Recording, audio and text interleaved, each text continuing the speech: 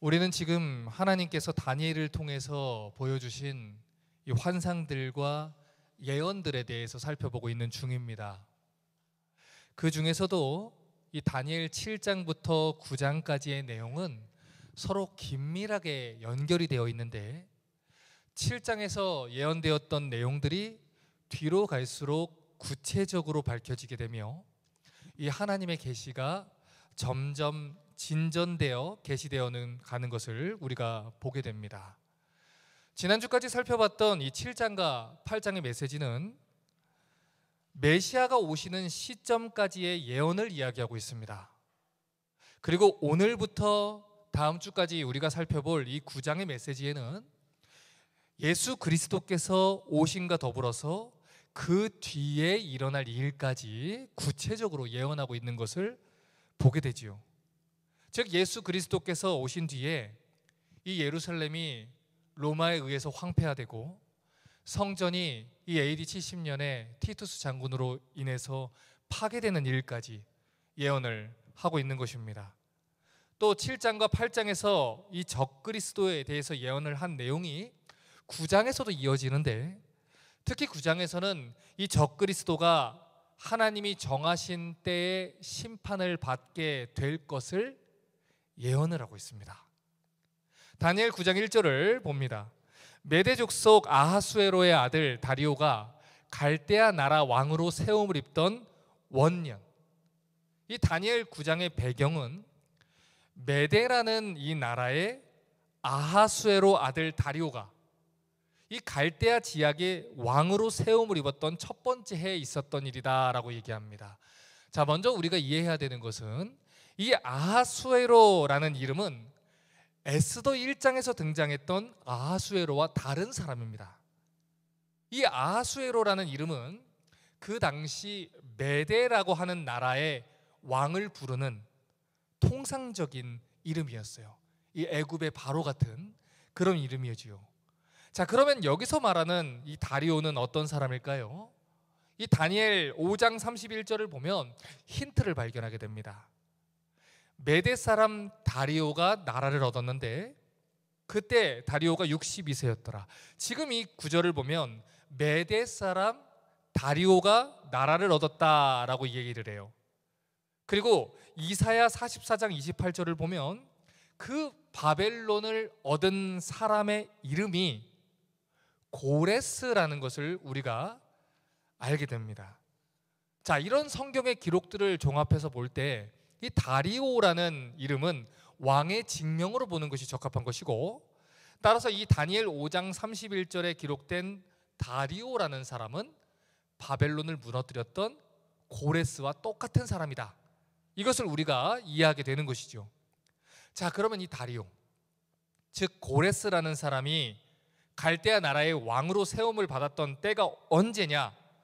그때는 이 메대 사람 다리오가 62세였다 이렇게 얘기를 합니다. 이 다리오가 바벨론을 정복했을 때는 주전 539년으로 보는데 이 다니엘 5장의 기록을 보면 그때 바벨론의 왕이었던 벨사살이 죽임을 당했다 이렇게 얘기를 해요. 이 벨사살이 죽고 나서 6장 1절을 보면 다리오가 이 나라를 얻어서 자기 마음대로 이 계획대로 방백 120명을 세워서 이 전국을 통치하겠다 이렇게 얘기를 합니다. 자, 그러니 이러한 기록들을 다 종합해서 보면 오늘 우리가 읽은 이 9장의 내용은 다니엘 6장의 사건과 같은 시간에 벌어졌던 일이라고 볼 수 있는 거예요. 그러니 이 9장에 기록된 다니엘의 기도는 6장에서 이 다니엘이 열린 창에서 전에 행하던 대로 예루살렘을 향해서 금식하며 간구하며 기도했던 그때 했던 기도와 같은 시점의 기도라는 것을 여러분이 이해를 하셔야 됩니다. 다니엘 6장 9절과 10절을 봅니다. 이에 다리오 왕이 조서에 어인을 찍어 금령을 내니라. 다니엘이 이 조서에 어인이 찍힌 것을 알고도 자기 집에 돌아가서는 그 방에 예루살렘을 향해 열린 창에서 전에 행하던 대로 하루 3번씩 무릎을 꿇고 기도하며 그 하나님께 감사했다. 이 다니엘은 사자굴에 들어갈 걸 알면서도 예루살렘을 위해서 간절하게 기도했습니다. 그것이 다리오 왕의 금령을 위반하는 일이라는 걸 알면서도 기도를 했어요. 오늘 그 이유가 나온 거예요. 왜 6장에서 다니엘이 왕의 명령을 어기면서까지 간절히 예루살렘을 위해서 기도했는지 그 이유를 오늘 9장에 본문이 밝히고 있는 것이지요. 다니엘 9장 2절을 봅니다. 곧 그 통치 원년에, 이 다리오 통치 원년에 다니엘 6장 시점에 나 다니엘이 서책으로 말미암아 여호와의 말씀이 선지자 예레미야에게 임하신 그 연수를 깨달았나니 곧 예루살렘의 황무함이 70년 만에 마치리라 하신 것이라. 자, 이 80세 정도가 된 노인 다니엘이 어느 날 성경을 읽다가 예레미야 선지자의 예언을 읽게 된 거예요. 그것은 이 바벨론의 포로 기간이 70년으로 정해졌다는 것. 70년이 지나면 하나님이 예루살렘의 황무함을 마치고 포로 생활을 끝마치게 할 거라는 것을 이미 오래전에 예언을 했다는 것이죠. 예레미야 25장 9절부터 14절을 보겠습니다. 보라, 내가 보내어 북방 모든 민족과 내 종 바벨론 왕 느부갓네살을 불러다가 이 땅과 거민과 사방 모든 나라를 쳐서 진멸하여 그들로 놀램과 처속거리가 되게 하며 땅으로 영원한 황무지가 되게 할 것이라. 내가 그들 중에 기뻐하는 소리와 즐거워하는 소리와 신랑의 소리와 신부의 소리와 맷돌 소리와 등불빛이 끊쳐지게 하리니 이 온 땅이 황폐하여 놀램이 될 것이며 이 나라들은 몇 년 동안입니까? 70년 동안 바벨론 왕을 섬기리라. 나 여호와가 말하노라.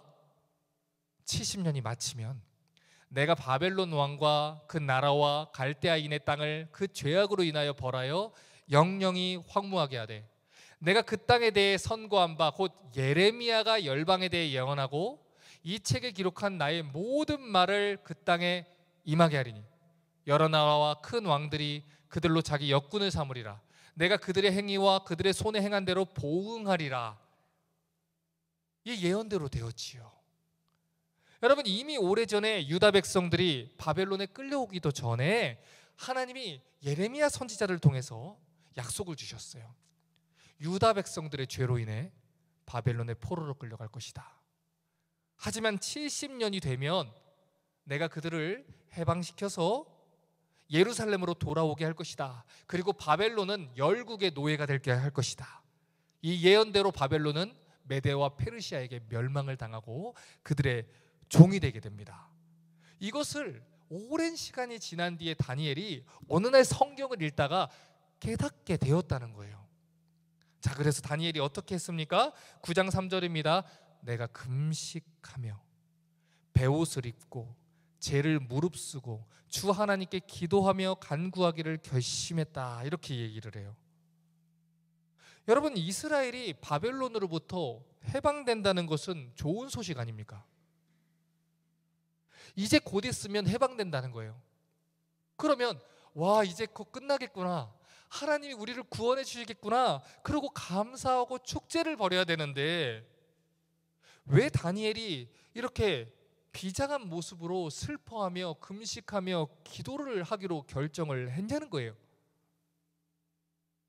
여러분, 그 이유는 오늘 다니엘이 예레미야의 글을 읽다가 왜 이스라엘이 바벨론의 포로가 되어야 했는지 그 이유를 깨닫게 되었기 때문입니다.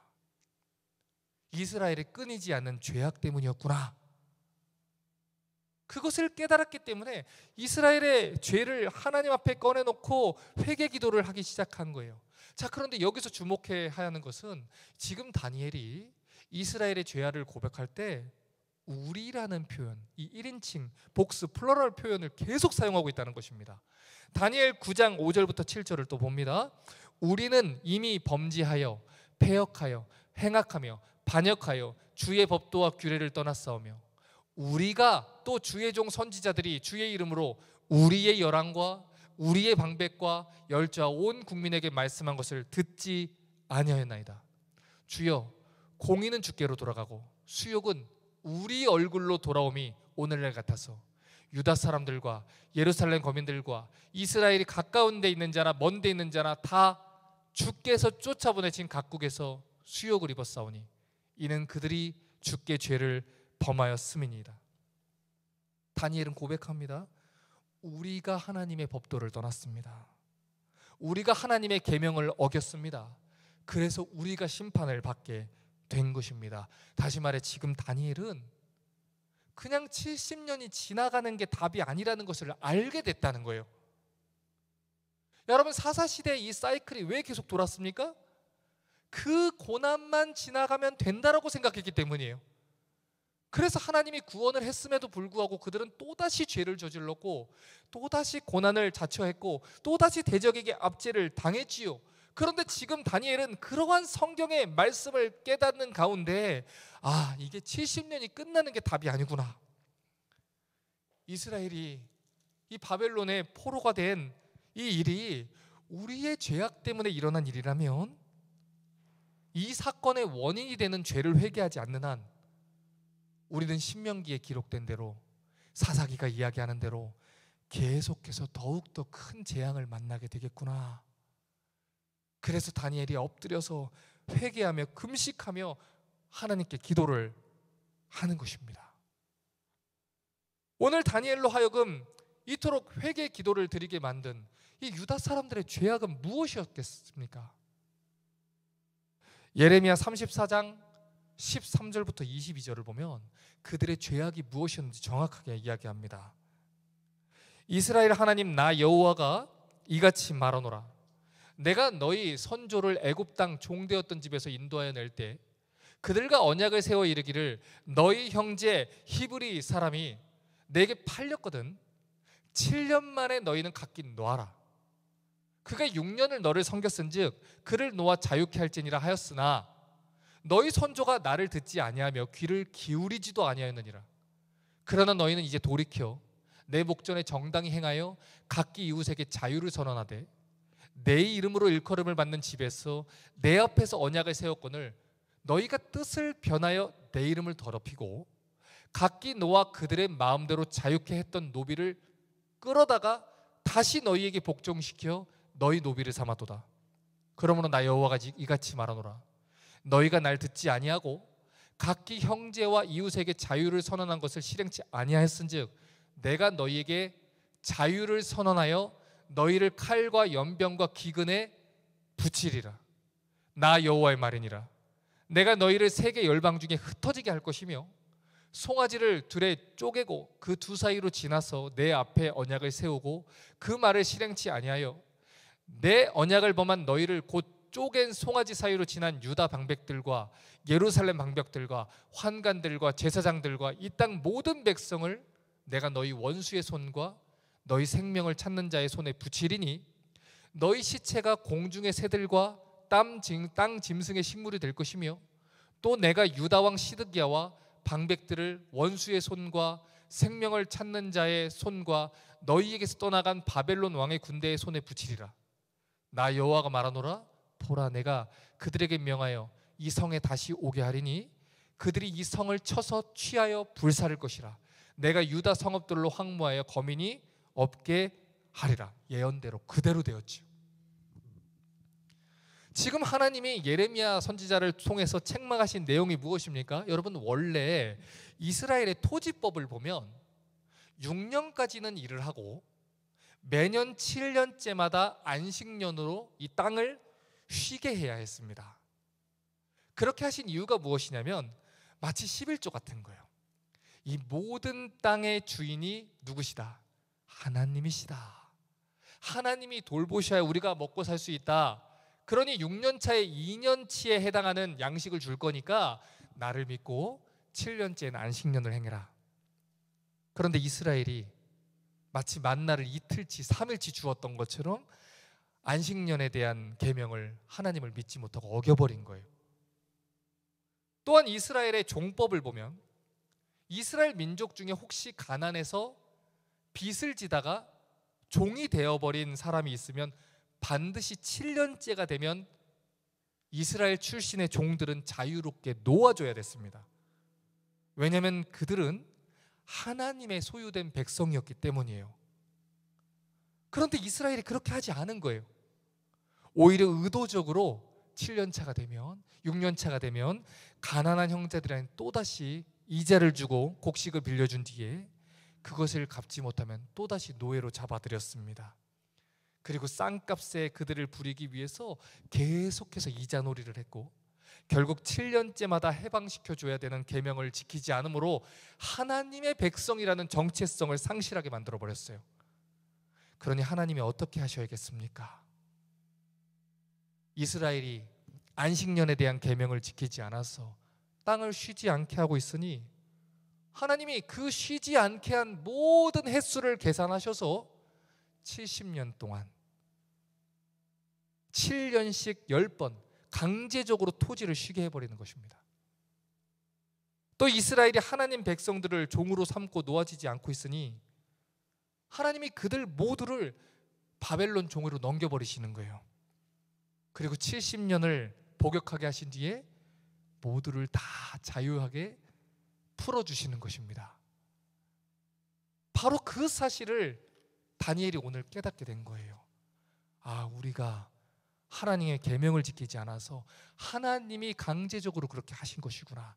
마치 우리 수요일에 삼손 이야기를 배웠던 것처럼 나실인의 서원을 파기했는데 머리를 밀고 다시 서원을 해야 되는 삼손이 회개하지 않으니까 하나님이 들릴라의 손으로 머리를 밀게 하신 것처럼 하나님이 그 땅을 강제적으로 바벨론에 넘기셔서 포로들을 자유하게 하시는 것입니다.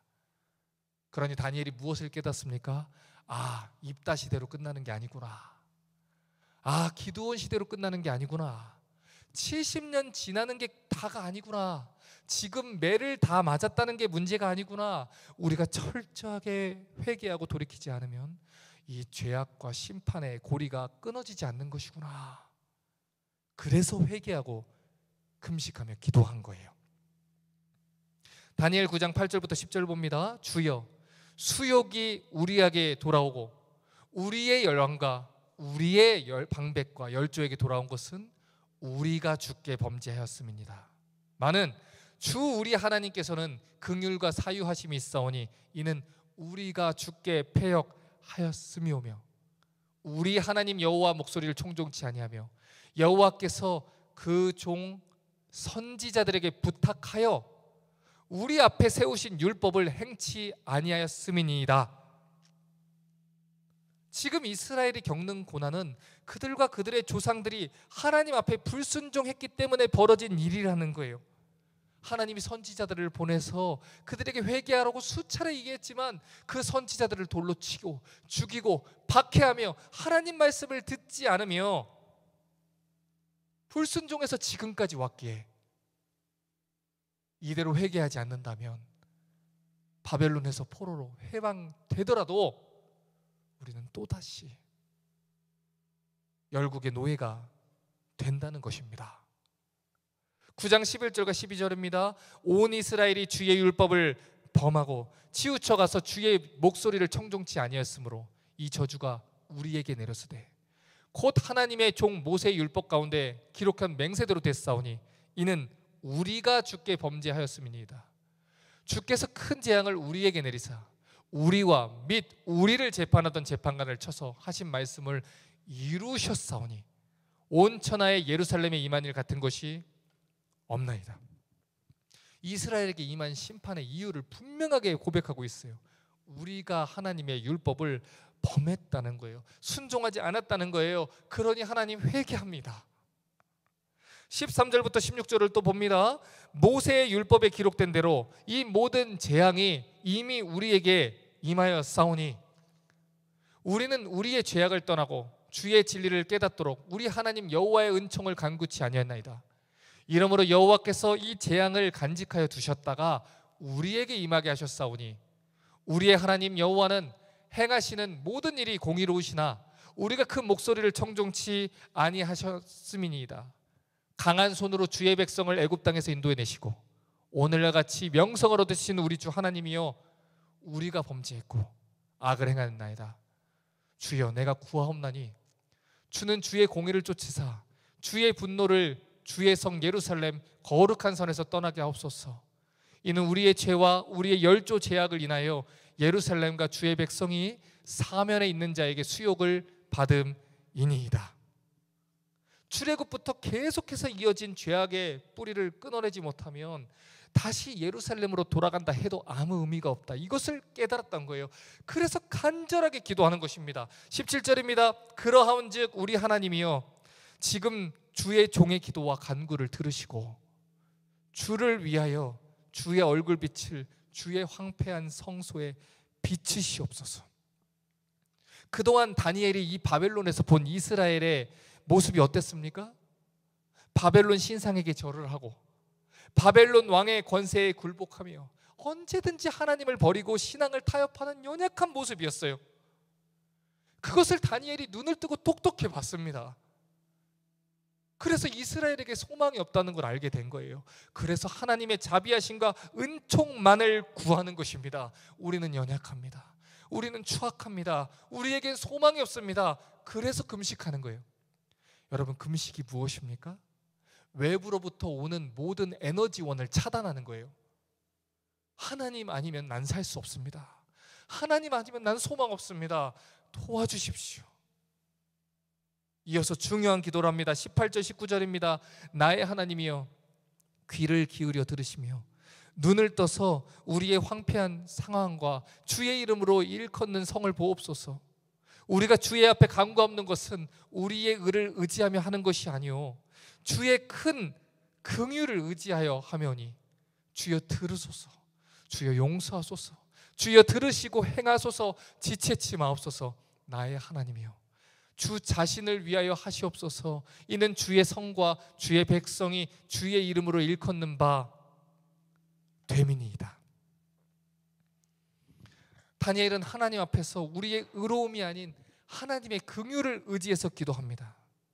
그가 살면서 경험하고 깨닫게 된 것이 하나 있었는데 우리에게는 구원을 얻을 만한 자격이나 조건이나 하나님 앞에 거룩하게 살 만한 열망이나 하나님의 은혜를 붙잡는 믿음이나 그 선한 것이 하나도 없다는 것을 깨달았기 때문이에요. 일찍이 이사야 선지자도 같은 마음으로 기도를 했습니다. 이사야 64장 5절부터 9절입니다. 주께서 기쁘게 의를 행하는 자와 주의 길에서 주의 기력하는 자를 선대하시거늘 우리가 범죄함으로 주께서 진노하셨사오며 이 현상이 이미 오래 싸우니 우리가 어찌 구원을 얻을 수 있으리이까. 대저 우리는 다 부정한 자 같아서 우리의 의는 다 더러운 옷 같으며 우리는 다 세폐함이 잎사귀 같으므로 우리 죄악이 바람같이 우리를 몰아가나이다. 주의 이름을 부르는 자가 없으며 스스로 분발하여 주를 붙잡는 자가 없사오니 이는 주께서 우리에게 얼굴을 숨기시며 우리 죄악을 인하여 우리로 소멸되게 하셨음이니이다. 그러나 여호와여 주는 우리 아버지시나이다. 우리는 진흙이요 주는 토기장이시니 우리는 다 주의 손으로 지으신 것이라. 여호와여 과히 분노하지 마옵소서. 죄악을 영영히 기억하지 마옵소서. 구하오니 보시옵소서. 보시옵소서. 우리는 다 주의 백성이나이다. 다니엘도 이사야도 우리의 의로는 구원을 받을 수 없다는 것을 알았어요. 우리의 행위로는 구원받을 수 없다는 것을 알았어요. 그래서 이렇게 기도하는 겁니다.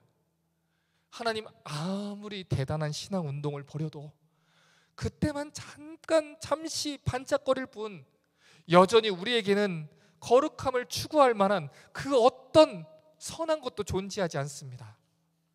여러분, 이것이 비단 다니엘 시대만의 이야기입니까? 우리들의 교회는 어떻습니까?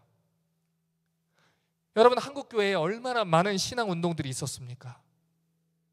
수만 명이 새벽 기도를 하려고 몰려갔습니다. 온 세계가 주목을 했습니다. 몇만 명이 21일, 40일씩 새벽 기도를 하기 위해서 1시간, 2시간씩 차를 타서 와서 기도한다고 했습니다. 올림픽 주경기장에 10만 명이 모여서 집회를 했습니다. 세계에 손꼽히는 대형 교회들이 모여 있습니다. 세계에서 유명한 목사님들을 몇십억씩 헌금해서 불러서 부흥회를 했습니다. 교회가 그럼에도 불구하고 타락하는 것을 막을 수 있었습니까? 없었습니다.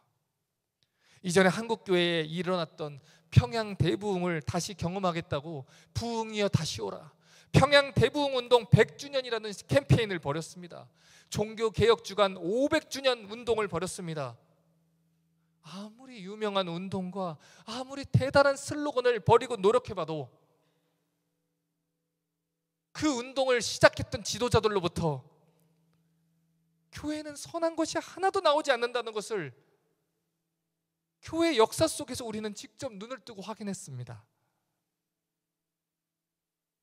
우리는 어떻게 해야 될까요? 도대체 교회가 어떻게 회복이 될까요? 어떻게 교회가 거룩하신 그리스도의 몸으로 기능을 다할 수 있을까요? 다니엘 9장 19절과 20절 다시 봅니다. 나의 하나님이여, 귀를 기울여 들으시며 눈을 떠서 우리의 황폐된 상황과 주의 이름으로 일컫는 성을 보옵소서. 우리가 주의 앞에 간구하는 것은 우리의 의를 의지하며 하는 것이 아니요 주의 큰 긍휼을 의지하여 하며니 주여 들으소서, 주여 용서하소서, 주를 들으시고 행하소서, 지체치 마옵소서. 나의 하나님이여, 주 자신을 위하여 하시옵소서. 이는 주의 성과 주의 백성이 주의 이름으로 일컫는 바 됨이니이다. 하나님, 우리는 연약합니다. 70년 지난 뒤에 바벨론에서 귀환한 이스라엘이 또다시 범죄하고 매 주일마다 회개하고 엎드려 기도하고 은혜를 받았다고 고백을 하지만 지금까지도 하나님의 율법을 범하며 죄악 속에서 뒹구는 것이 오늘 교회라 부르는 우리입니다. 하나님, 우리가 무엇을 의지할 수 있겠습니까? 무엇을 신뢰할 수 있겠습니까? 오직 하나님의 긍휼을 의지하며 기도하오니 이 땅을 고치시고 우리의 삶을 바꾸소서. 우리의 교회와 가정을 거룩하게 세워주시옵소서. 간구해야 하는 것입니다. 이제 설교를 마무리하겠습니다. 어젯밤 10시에 이미 다 준비를 하고 잘 준비를 하고 있는 저에게 하나님이 설교를 또 수정하라는 마음의 부담을 또 주셨습니다. 사실 하루 종일 마음에 돌이 얹은 것처럼 무거웠는데 이 밤이 되어서야 생각이 정리되어 이 해당 부분을 마지막으로 또 수정을 보고 잤지요. 그리고 밤새 꿈을 꿨습니다. 어느 교회에서 제가 설교를 하는데 하나님 앞에 회개하고 돌아가야 된다, 거짓 복음을 버리고 진심으로 하나님께 돌아가야 된다, 이 회개의 복음을 외치고 있었어요. 그런데 예전에 제가 지도했던 청년들이 마치 세상의 파티를 한없이 즐기고 있는 사람처럼 화려하게 꾸며입고 맨 뒷자리에 앉아서 비웃다가 설교를 방해하듯이 일어나서 전 이제 그런 복음이 싫습니다. 꼭 그렇게 믿어야 한다고 생각하지 않아요. 그렇게 조롱하며 나가는 것이었어요. 또 어떤 사람은 갑자기 피아노에 앉더니 말씀을 전하는 중에 방해하기 위해서 피아노를 막 치다가 사람들을 데리고 나가고, 그런 가운데 불을 끄고 같이 기도하는 시간을 가졌습니다. 그리고 함께 찬양을 부르는 중에 그 예배에 참여한 모든 사람들에게 통곡하며 울며 회개를 요청을 했어요. 저는 신비주의자도 아니고 은사주의자도 아닙니다. 그런데 정말 놀라운 것은 깨어나서 지금까지도 그 가사와 멜로디가 생생하게 기억이 난다는 거예요. 마음이 정결한 자에게 주님이 역사하시니 성령이여 교회에 역사하소서. 진리를 사모하는 자를 불쌍히 여기시고 교회를 회복하소서. 그 찬양을 부르면서 기도회를 인도하는데 얼마나 울었던지 목이 다 쉬어버렸어요. 통곡하고 회개를 외치다가 알람 소리에 일어났습니다. 에스겔 36장 24절부터 28절에 기록된 이 타락한 하나님 백성들을 향한 하나님의 약속을 붙들고 기도합니다. 내가 너희를 열국 중에서 취하여 내고 열국 중에서 모아데리고 고토에 들어가 맑은 물로 너희에게 부려서 너희로 정결케 하되 곧 너희 모든 더러운 것에서와 모든 우상을 섬김에서 너희를 정결케 할 것이며 또 새 영을 너희 속에 두고 새 마음을 너희에게 주되 너희 육신에서 굳은 마음을 제하고 부드러운 마음을 줄 것이며 또 내 신을 너희 속에 두어 너희로 내 율례를 행하게 하리니 너희가 내 율례를 지켜 행할지라. 내가 너희 열조에게 준 땅에 너희가 거하여 내 백성이 되고 나는 너희 하나님이 되리라. 아침에 제가 일어나서 꿈 얘기를 아내한테 했더니 저희 아내가 그러더라고요. 꿈에서라도 좀 놀러 갔다 오지, 꿈에서 하루 종일 집회하고 목이 쉬었냐고. 아마도 하루 종일 교회에 대한 생각을 하고 이 다니엘 9장을 읽으면서 다니엘의 마음에 공감을 하고 그 마음으로 이제 설교를 하려고 하다 보니까 하나님이 이 교회에 대한 하나님의 마음을 공감하실 수 있도록 이 꿈에서도 저에게 그런 마음을 주신 것이겠지요. 여러분, 지금 우리의 교회들은 은혜가 필요합니다. 하나님의 넘치는 긍휼이 필요합니다. 자기가 타락한 것조차 모르는 이 타락한 교회들의 소망은 죄를 깨닫게 하며 회개할 기회를 주시는 하나님의 긍휼이 부어지는 데 있기 때문입니다. 그러므로 우리도 다니엘처럼 교회를 위해서 기도할 수 있길 바랍니다. 하나님, 교회를 불쌍히 여기소서. 이 시대에 타락한 성도들과 타락한 교회를 불쌍히 여기소서. 아직도 하나님 앞에서 우리가 언제 주의 제사를 경멸히 여겼나이까?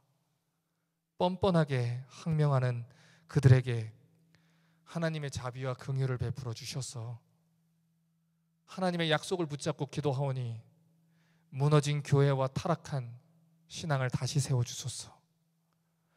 출애굽기 34장 6절은 하나님의 이름을 이렇게 밝혔습니다. 여호와로다, 여호와로다. 자비롭고 은혜롭고 노하기를 더디하고 인자와 진실이 많은 하나님이로라. 그러니 그 하나님의 이름을 부르며 붙잡습니다. 예레미야애가 5장 21절은 또 예레미야애가 애끓는 기도를 말합니다. 여호와여, 우리를 주께로 돌이키소서. 그리하시면 우리가 주께로 돌아가겠사오니 우리의 날을 다시 새롭게 하사 옛적 같게 하옵소서. 이와 같이 우리도 기도하기를 원합니다. 예레미야처럼, 이사야처럼, 또 다니엘처럼 타락한 교회들을 끌어안고 기도하는 교회가 되길 원합니다. 하나님, 나와 우리 교회가 범죄했습니다. 우리가 하나님 언약을 어겼습니다. 하지만 이 시간 하나님의 넘치는 자비하심을, 긍휼하심을 붙잡고 기도하오니 돌이키시고 성령 하나님의 임재가 넘치는 교회들로 회복시켜 주시옵소서. 교회마다 하나님 말씀을 사모하게 하시옵소서. 교회마다 거룩한 소원이 넘치게 하시옵소서. 이 주일에 드리는 이 예배가 헛되이 드려지지 않게 하시고 하나님 앞에 회개하고 간절히 돌아갈 수 있는 예배 되게 하시옵소서. 그렇게 기도하는 우리가 되기를 주님의 이름으로 축원합니다.